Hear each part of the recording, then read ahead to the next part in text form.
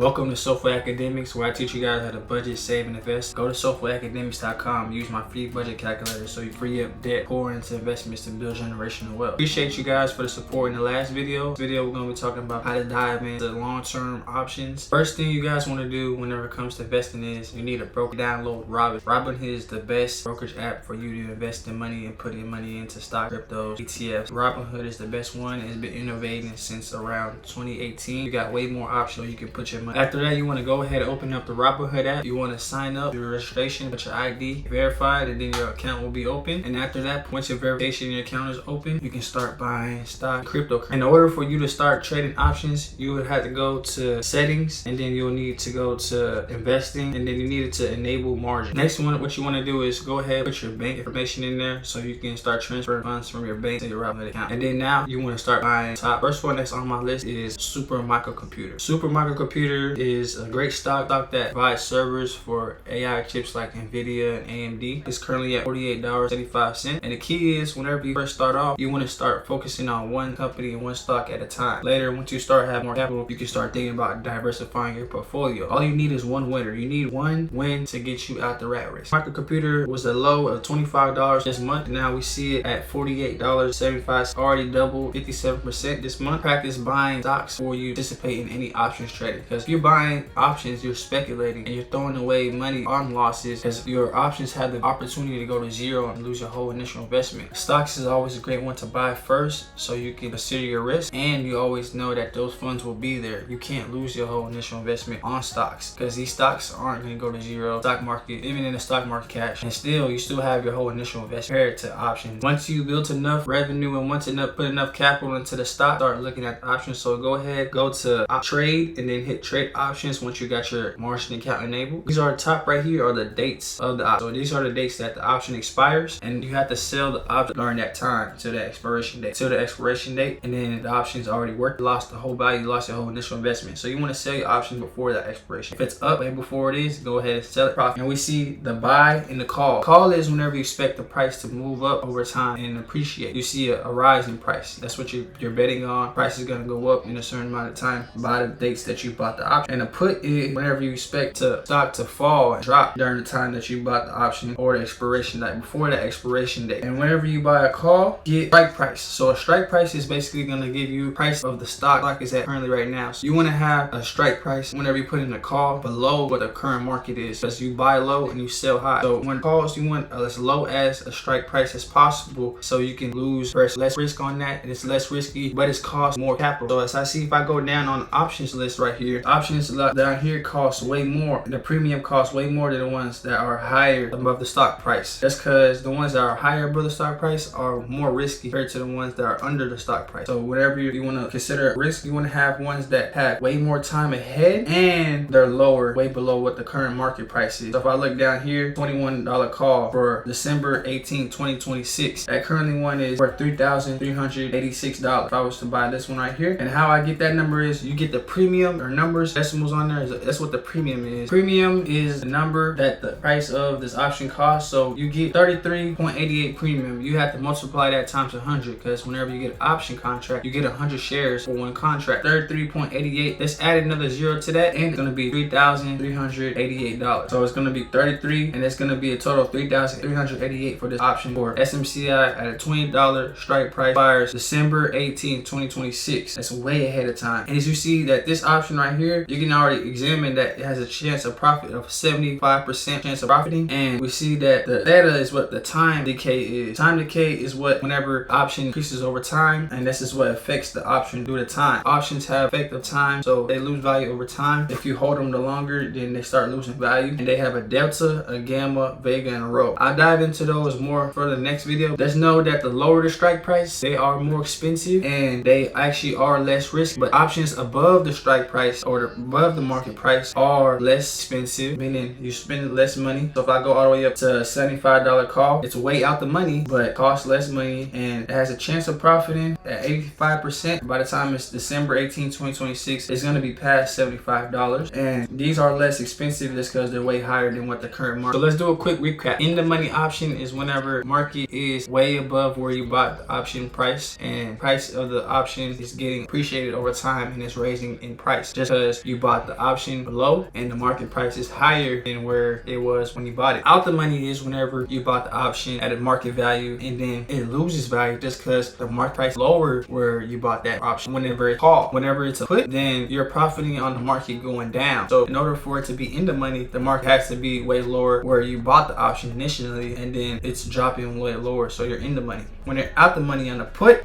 the market has to be way higher than where you bought the put because you're expecting prices to drop and the market's higher at that price you bought it at. A call is whenever you expect the price to rise over time and you betting on the price movements rising. Put is whenever you're betting on the stock price drop. The break even just basically means that in order for your contract to be having this initial investment, the break even price, the market has to be above market price by the time it expires. So if SMCI is above the break even price for this contract right here of $53, SMCI on December 18th is at $5, then I break even on this contract and I don't lose my whole $3,300 investment. But if SMCI is at $48 and below that, then I'm gonna have basically lost my whole investment or I lost most of it. And whenever you have options, you hold it till expiration. It's just a whole nonsense when it comes to holding your investment, your contract until expiration date. Through personal experience, it never works out, guys. You always want to set a contract before, like a week before or a few days before expiration date, just because the odds are stacked against you. So I just broke down to you guys the terminology of in the money, out the money, the calls and puts.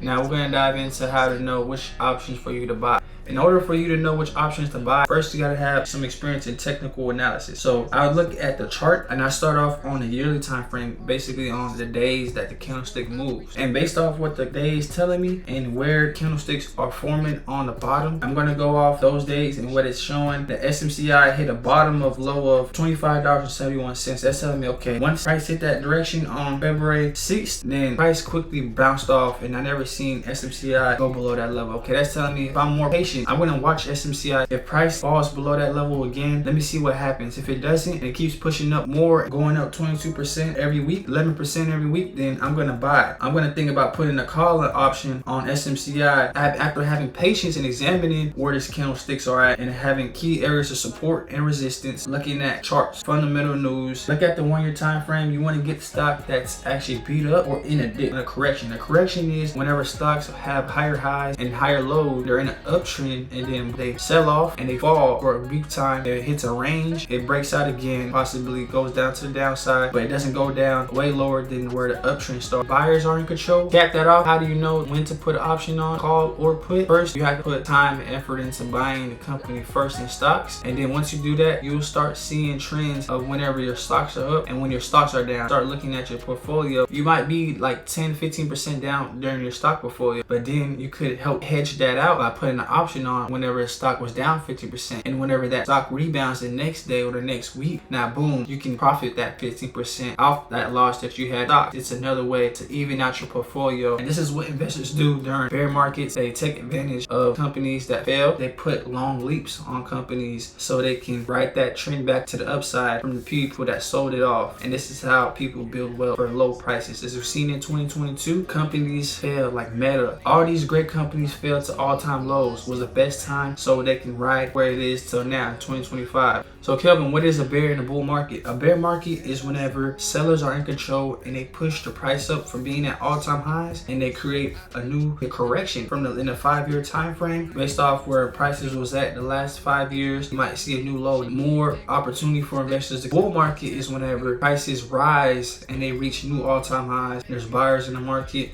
and this index is what you need to watch in order to make any investment. You gotta have some amount of capital, not too much capital, but you have to build up some capital, whether that's you starting off in stocks or you starting off in a business or you starting off budgeting and freeing up debt so you can invest with the money that's coming in from your job. You'll start accumulating capital, and then whenever to grow your capital, you have to get into the stock market. I don't want you guys losing all your capital and file for bankruptcy. Financial tool that you guys need to learn, but you don't need to abuse. Options will teach you a lesson in life. Options will have you at your lowest point in life, and then once that is already dealt with and you felt the endurance, then it can quickly change. So you start feeling like this is the best moment in your life. It just gets out all types of emotions, and if you're not willing to bear that risk, I wouldn't recommend options for you. I would just recommend stocks. Options investing is the riskiest thing I can get to, and once you've been an options trader and you're buying stocks is like a little sickle to you. If I'm buying against the trend, I'm gonna lose money. But if I'm buying with the trend,